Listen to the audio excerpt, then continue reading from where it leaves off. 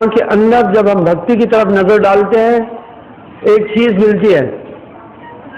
जिसने जो चीज पकड़ी है किसी भी तरह से उस चीज को वो कभी भी नहीं छोड़ना चाहता है। वो कहता है बस एक ही बात है। एक समस्या दुनिया के अंदर ये बहुत बड़ी है कि हर एक आदमी कहता है कि एक ही बात है। धर्मदास जी भी साहब से एक प्रश्न पूछ रहे,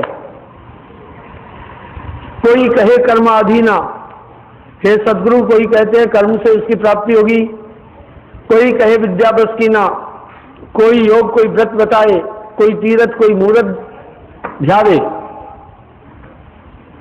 कोई ज्ञान कोई ध्यान बतावे, निश्चय निश्चय पद हैं कहाँ,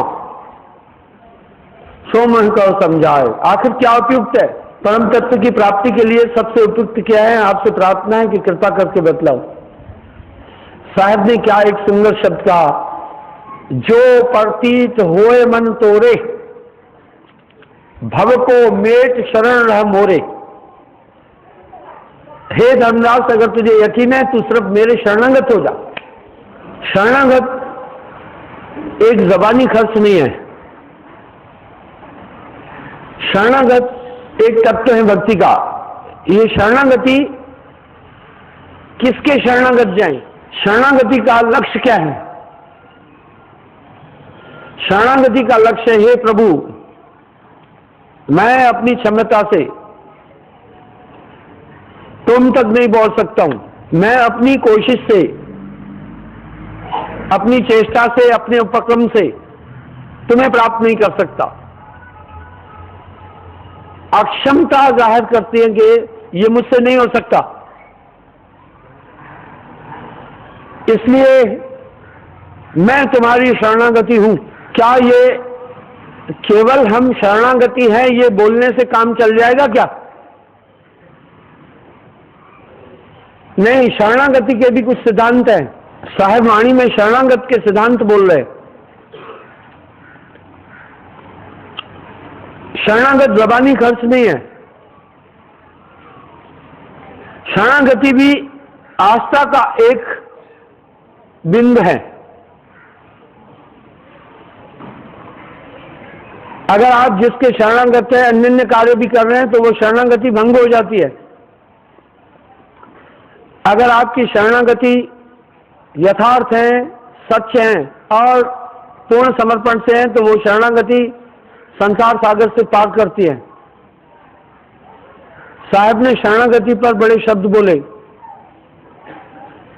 हर पॉइंट पर अपने को अक्षम, अयोग्य ठहराया साहब ने। ना कुछ किया, ना कर सका, ना करने योग शरीर। जो कुछ किया सो साहिब किया, भयो कबीर कबीर। वह साहब अपना अक्षमता अपनी इसमें दर्शा रहे हैं। ना कुछ किया, कुछ नहीं किया, ना कर सका, चेष्टा भी की पर कर नहीं सका, ना करने जोग शरीर, क्योंकि मुझ में इतनी क्षमता नहीं थी। जो कुछ किया सो साहिब कियो, भयो कबीर कबीर। कह रहे हैं सदगुरु, जो कुछ किया वो आपने किया, मेरा नाम मात्र रहा। शरणागति साधारण चीज नहीं है। शरणागति संकट परिहरे, शरणागति सहजे भवतरे।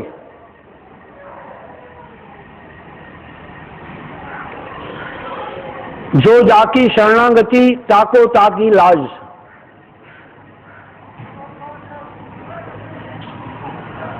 गही शरण विभीषण कीनो लंक नरेश।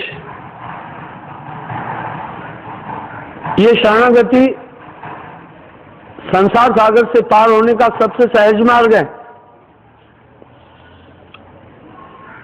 जैसे बालक माता के शरणागत है। ज्ञान परमात्म तत्व की प्राप्ति के लिए सहज नहीं है, पर अज्ञान में नहीं रहना है। एक बालक है, वो संपूर्ण रूप से समर्पित है माँ में, छोटा है, माँ उसका पूरा ध्यान रखती है। वो ये ध्यान रखती है इसको भोजन कब खिलाना है, नहलाना कब है, शौच आदि कब कराना है, दैनिक क्रियाएं कब करनी है, ये पूरा माँ ध्यान रख रही है। लेकिन एक बालक माँ का वो भी है, थोड़ा ज्ञानवान हो गया है तो माँ उसकी भी फिक्र रख रही है, लेकिन इतनी समर्पित माँ उसमें नहीं है, इतना कंसंट्रेट वो माँ उस बालक का ध्यान नहीं रख रही है। इसलिए ज्ञान तो उत्तम है ही है, पर उससे कहीं भक्ति का धातु ही शरणागति है। भक्ति के दो धातु हैं, मैं हमेशा बोल रहा हूं, ध्यान और विश्वास। इसलिए साहिब वाणी में कह रहे हैं, कहत कबीर सुनो भाई साधो, मैं रहता विश्वास में हरदम तेरे साथ में। ये शरणागति साधारण नहीं है। शरणागत गुण ज्ञान ताहि माय समावे, सभी चीजें आ जाएगी, क्योंकि 70 प्रलय मार्ग माही तब जीव रहे दीदारा। अब ये शरणागति किसकी?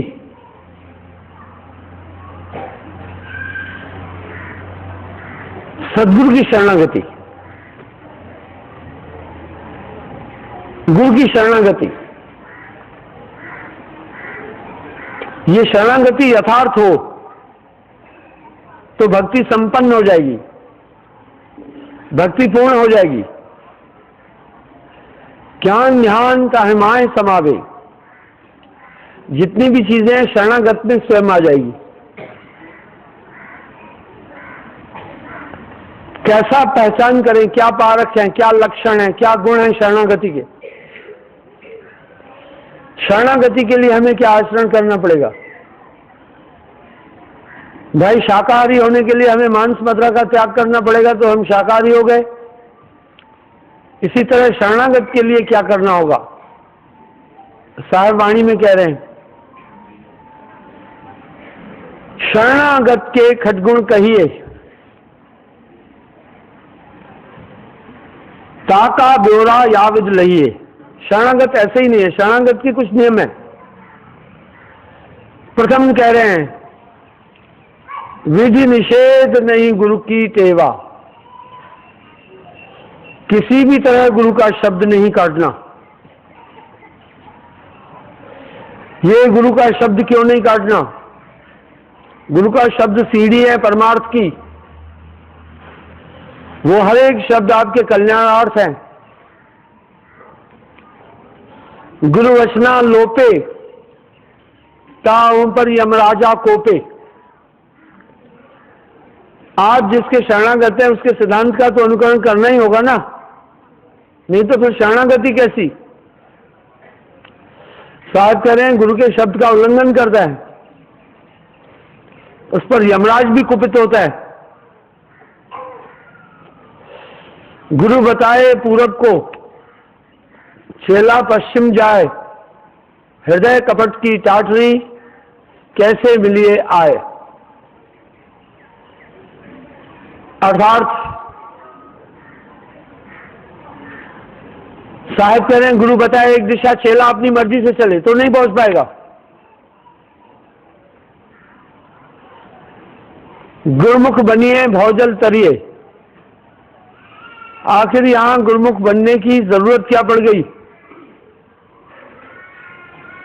और दीक्षा के समय तन मन धन तीनों समर्पित करने की आवश्यकता क्यों पड़ी? इसलिए पड़ी कि हर एक आदमी 4 5 कर्म इंद्रियां, 5 ज्ञान इंद्रियां, 4 अंतःकरण की इंद्रियों के अधीन है। जितने भी क्रियाकलाप जगत के मनुष्य कर रहा है, इन्हीं के माध्यम से हो रहा है। ये सब काल पुरुष है। इसलिए आपकी सोच भी मन है, आपकी क्रिया भी मन है, और आपका चिंतन भी मन है, आपकी मेमोरी भी मन है। ये अंतःकरण की 4 प्रबल इंद्रिया, मन बुद्धि चित्त अहंकार आदि मन है। देव निरंजन सकल शरीरा, तामे भ्रम भ्रम रहल कबीरा। इनका एक दायरा है, जो भी इन द्वारा क्रियाएं होगी वो मन ही की होगी। इसलिए एक पूर्ण सद्गुरु मन के दायरे, माया के दायरे से बाहर हैं। देह में विदेह दर से सदगुरु कहिए ताहे को, वाह, वो शरीर में रहते हुए भी शरीर से पृथक है, विदेह है, मन और माया से परे हो चुका है, पारस सूरज संत के पास आ। इसलिए वो स्वयं मुक्त आत्मा है, वो जानता है आपको मोक्ष की तरफ कैसे ले जाना। दुनिया के चाहे कितने भी जपी तपी ऋषि मुनि योगी योगेश्वर है, मन के अधीन है। इसलिए एक पूर्ण गुरु मन की सीमा से बाहर है। संभव है वो जो भी आपको आज्ञा दे वर्तमान में कठिन भी लग सकती है। इस पर साहब ने, हालांकि साहब ने हर शब्द के साथ कहा, कहत कबीर सुनो भाई साधो, पर गुरु पक्ष में साहब क्या बोल रहे हैं? गुरु का कथन मान सब लीजिए, सत्य असत्य विचार न कीजिए। वह कह रहे हैं सब मान लेना है, सही झूठ भी विचार नहीं करना। गुरु गूंगे गुरु बांवरे, गुरु के रहिए दास, जो गुरु भेजे नरक में तो रखिए स्वर्ग की आस। अगर नरक में भी कह दिया तो वो भी आज्ञा सोचना आपके हितकारी होगी। पुनः फिर गुरुमुक्ता के विषय में साहब आगे बोल रहे हैं, गुरु आज्ञा ते आवही, गुरु आज्ञा ते जाए, कहे कबीर तादास को तीन लोग डरना है। गुरु समरथ जैन सरखड़े, कमी कहते हैं दास, रिद्ध सिद्ध सेवा करे मुक्ति न छोड़े साथ। अगर हम नानक देव जी की वाणी का अध्ययन करेंगे तो वहां पर भी वो कह रहे हैं गुरुमुख बनिए भौजल तरिए। गुरु की महत्ता उन्होंने भी अपनी वाणी में बोली। तो इसलिए प्रथम शब्द उल्लंघन नहीं करना है।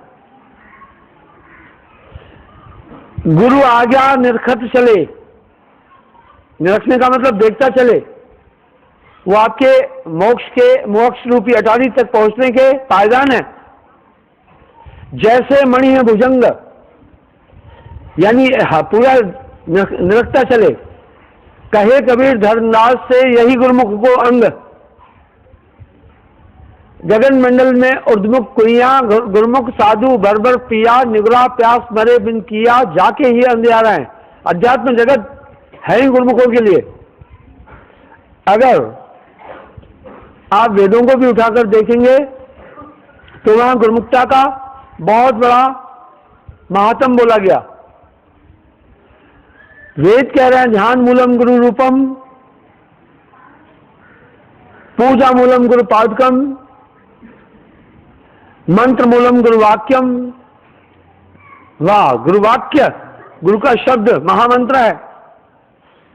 मोक्ष मूलम गुरु कृपा, और उनकी कृपा ही मोक्ष का द्योतक है। गुरु प्रसन्न, गोस्वामी जी भी रामायण में कह रहे हैं, गुरु प्रसन्न साहिब अनुकूला, मिटी मलिन मन कल्पत सूला। जब गुरुजन प्रसन्न हो जाते हैं तो परम पुरुष अनुकूल हो जाता है। जा पर गुरुओं को अति अनुरागु, को कह सके भरत को भागु। अर्थात इस पर आप चिंतन करें, चेष्टा करें, प्रयास करें। हमेशा गुरु आपको कठिन चीज नहीं बोलेंगे कोई भी।